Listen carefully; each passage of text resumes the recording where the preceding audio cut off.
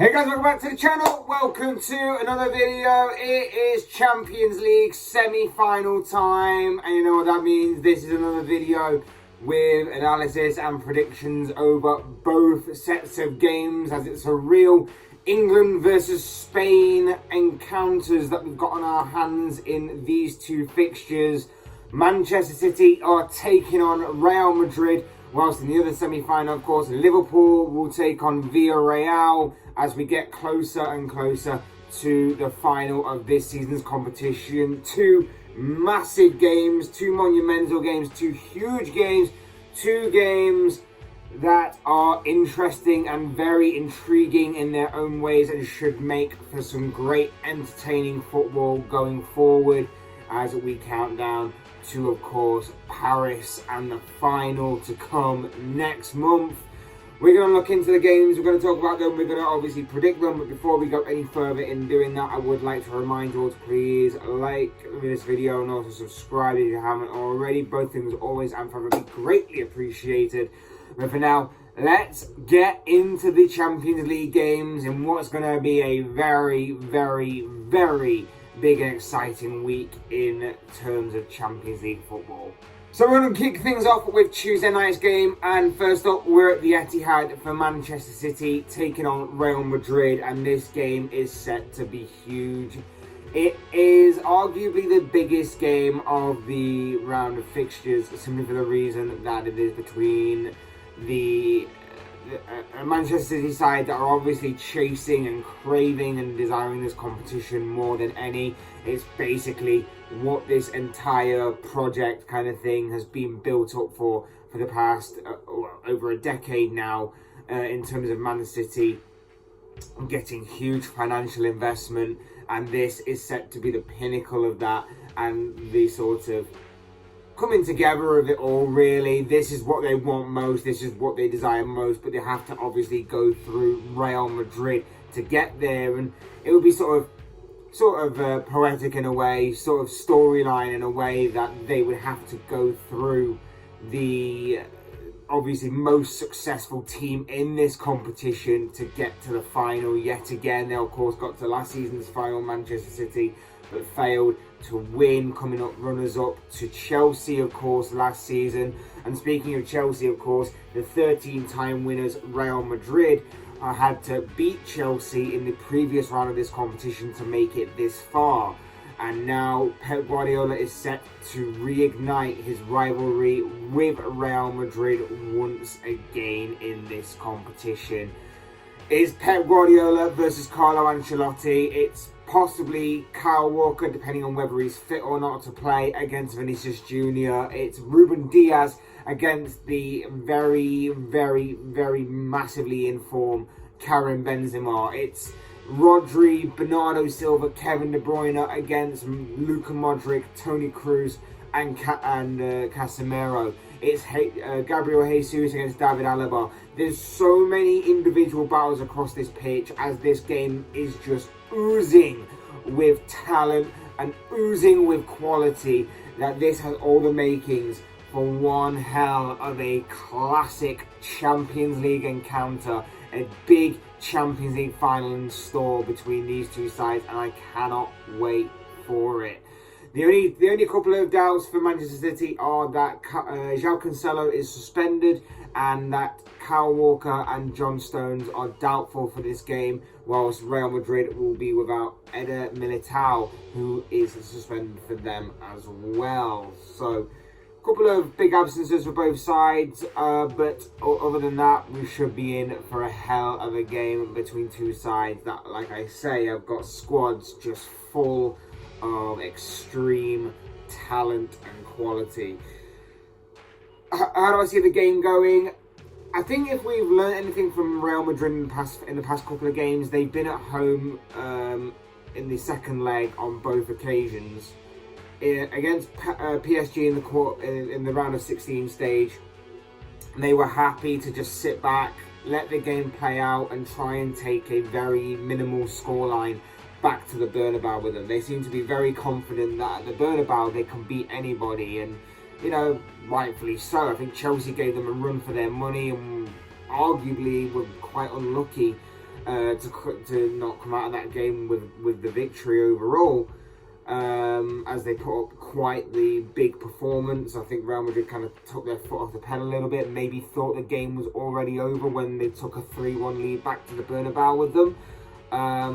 But against PSG, they sat back, they took a minimal 1-0 scoreline in PSG's favour to the Bernabeu with them, and they just beat them at the Bernabeu within 45 minutes more or less.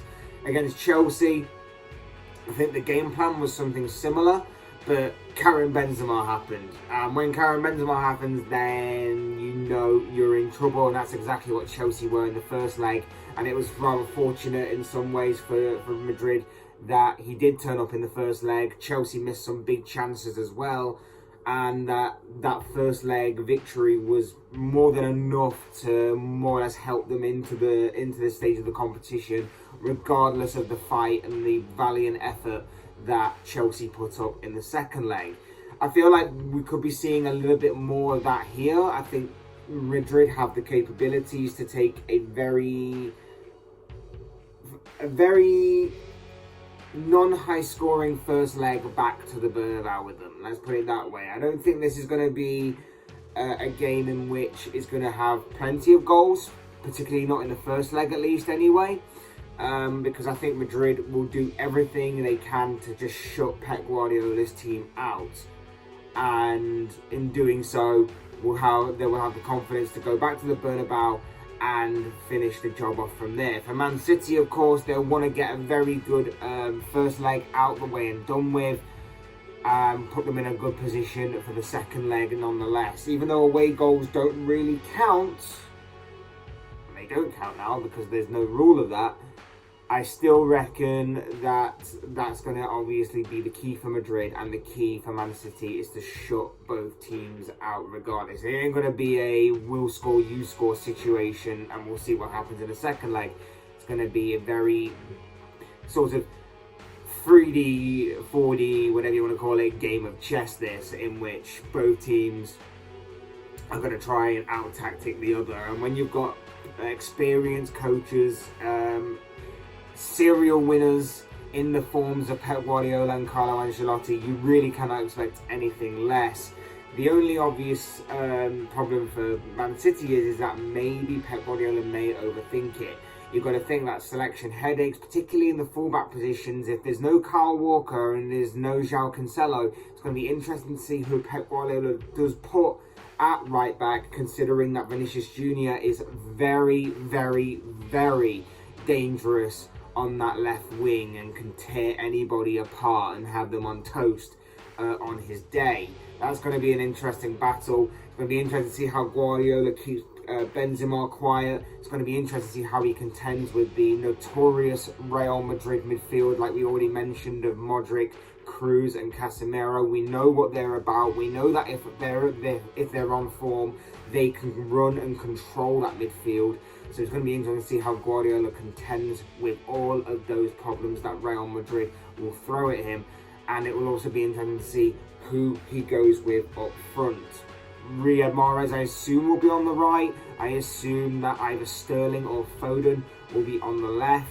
And then up front, you could put Jesus there like we mentioned. You could also put Foden up there like he's done a few times. Sterling maybe. Even Kevin De Bruyne, possibly. It's interesting because he has a range of false number 9s that he could use for that kind of position. So it will be interesting to see how Pep Guardiola approaches this game, whether he overthinks it or not, and what Carlo Ancelotti will do in response as well. Intriguing game. I would expect this to be a low-scoring game. Like I say, I think Madrid are going to do all they can to shut out Pep Guardiola's team, take it back to the Bernabeu at 0-0, maybe 1-1, 1-0, regardless of which team is actually 1-0 up.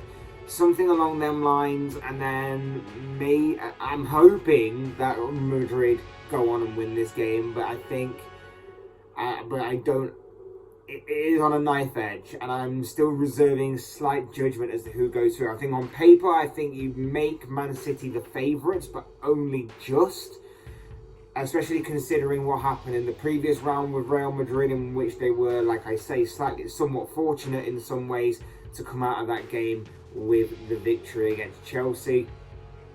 But for the first leg at least, I am going to go for a draw.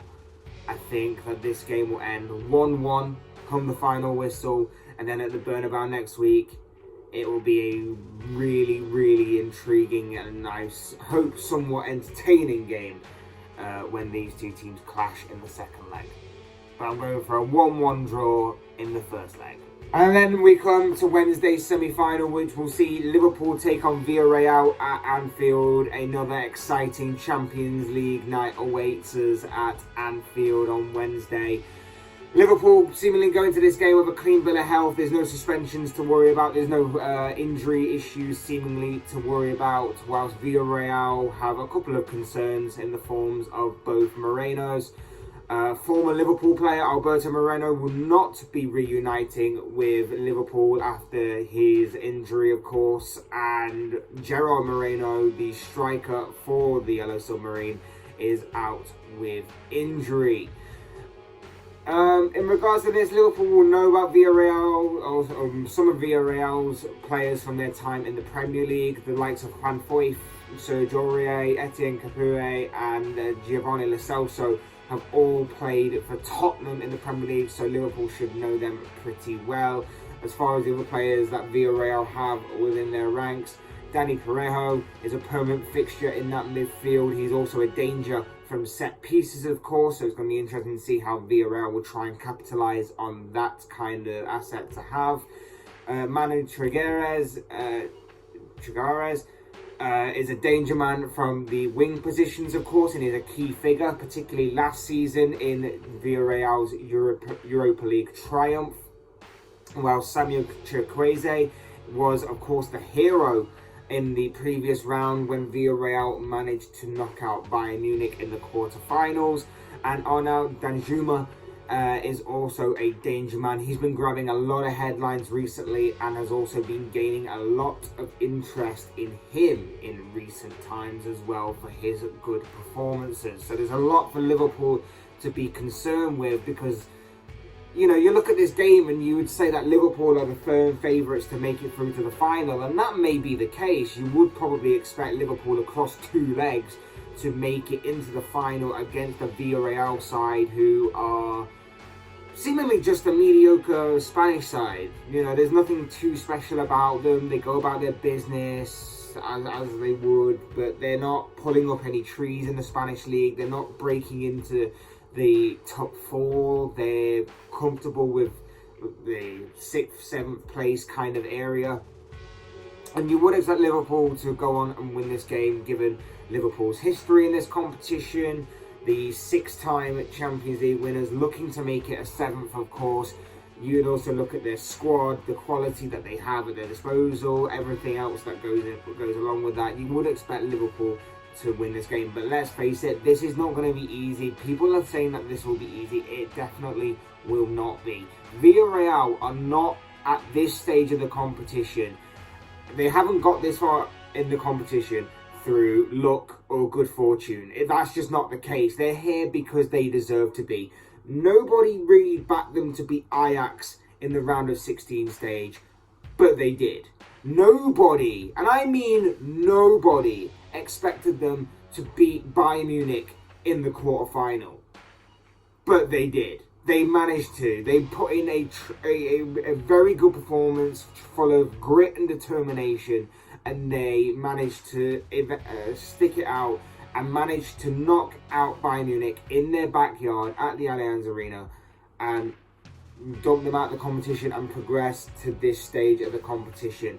The outrage it caused on social media when people saw that Villarreal knocked out Bayern Munich and therefore we're going to be facing Liverpool was incredible. It was incredible the amount of frustration that it caused. Everyone was like, Liverpool have had a Europa League group on their route to the final. That's how knockout competition works.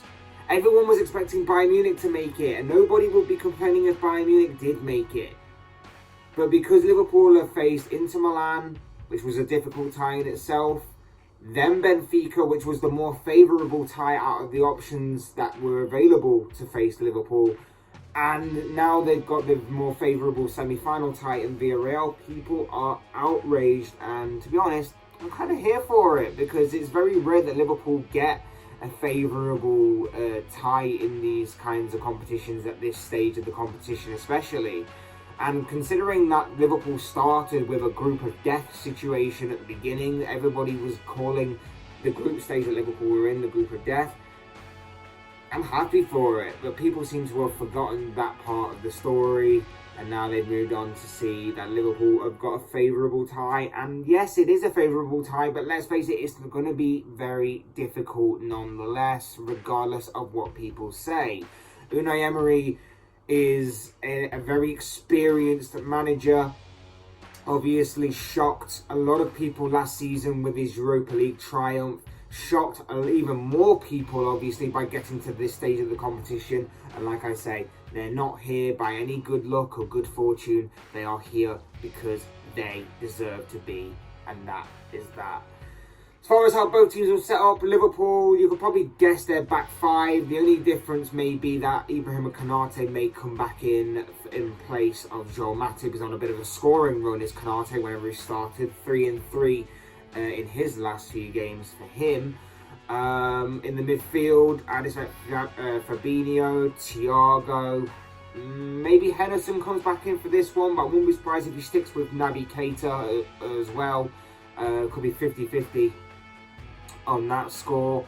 Whilst up front, Mane through the centre. I think he's had a new lease of life, has Mane, since he's moved positions. I think he's gone a bit stale in playing out on the left wing. I think that moving to the centre has really helped him resurrect his form, and he's been incredible since. I think Salah, obviously, on the right, permanent fixture on the right, there's no doubt about it. There's no reason to change that. And of course, on the left, I'd go with Luis Diaz. I think that with the form that he's been in, he's been incredible. It is a little bit harsh on Diogo Jota, of course, but I think with how Diaz has been playing and how exciting he is, I think that he obviously gets the nod ahead of Jota. As far as Villarreal go, obviously, it's a bit of a throwback that Emery likes to play. He was more of a 4-4-2 guy, a bit old-fashioned, a bit old school, but it has obviously proven to work so far for him. 4-4-2, like I say, they've got some danger men to look out for. They've got some well-known faces within their ranks as well. Be interesting to see their approach. Obviously, with them being at Anfield first, I expect them to... and regardless, they tend to sit back, and they tend to look to hit teams on the counter-attack. It worked against Bayern Munich, of course. It worked against Ajax. They'll obviously look to capitalise from set pieces, look to exploit Liverpool's high line a little better. I'm sure these are all things that Emery, an experienced coach, has already looked at and already identified that could help them gain some sort of advantage in this game. But overall, they're going to have to put in another 180 minutes at the bare minimum of another determined and grinding in performance, because, like I say, Liverpool are dangerous. They're really dangerous right now. They're in unknown territory a little bit for them. They've never been this far in all of the major competitions so far in a season, at least for a long time. And so it's slightly unknown territory for Liverpool, but they are relishing every minute of it, and the quadruple still remains very much on for them, and they've got a very good chance of making it to the final here. And of course, Liverpool would love to get this done and dusted in the first leg. I'm sure that will be the message. If you can get it done and dusted in the first leg, with obviously big games coming up in the Premier League, that is exactly what Jurgen Klopp would love to do, I bet. So I bet that he's going to go probably all out in the first leg and try and get this tie over and done with. And they have the possibilities and the capabilities of doing that, because I know we said in the last round that Benfica wouldn't pose a great deal of threat, and to be fair to Benfica, they actually did. They actually did put more of a fight than what I think many people would have expected. But I think in this one, I think Villarreal are going to be a bit more conservative. I think they're going to be a bit more defensive-minded, particularly in the first leg, similar to how they were against Bayern Munich in certain aspects. But it should make for a very intriguing, contrasting tie ahead between two teams that obviously play different styles of football, which often makes for some of the best games and could be very intriguing to watch nonetheless. As far as the prediction goes, look, I think it's pretty obvious that I'm going to go for a Liverpool win, being a fan and everything, and obviously seeing this Liverpool team in recent weeks and months just continue to grow, get stronger, and their mentality is insane to say the least. I just like them to go through overall and to obviously get a good head start on that in the first leg, which is why I'm going to go for a 3-1 Liverpool victory. But of course, as I always say, these are just the thoughts, comments, opinions, predictions, whatever you want to call it, of this guy. I want to know what you guys think. What do you make of the Champions League fixtures that are coming up this week? Do you see Manchester City gaining a first leg advantage over Real Madrid to take to the Bernabeu with them next week? Or will Madrid just use their experience and use their history against Manchester City to their advantage? And in the other game, of course, will Liverpool do what is expected of them and beat Villarreal, or will Villarreal and Unai Emery shock Jurgen Klopp and Liverpool by defeating the Reds in the first leg? I'd love to know your thoughts, your comments, opinions, predictions, feelings, whatever you want to call it, down below in the comment section on the Champions League this week, because I'm sure it'll make for interesting reading. Otherwise, hit the like button on the way up and enjoy the video. Subscribe if you're new or want to see more content like this. Both things always and forever be greatly appreciated. And as always, thank you all so much for watching and listening. I've been Fletch. This has been another Fletch Talks video. I will see and speak with you all again soon in another video.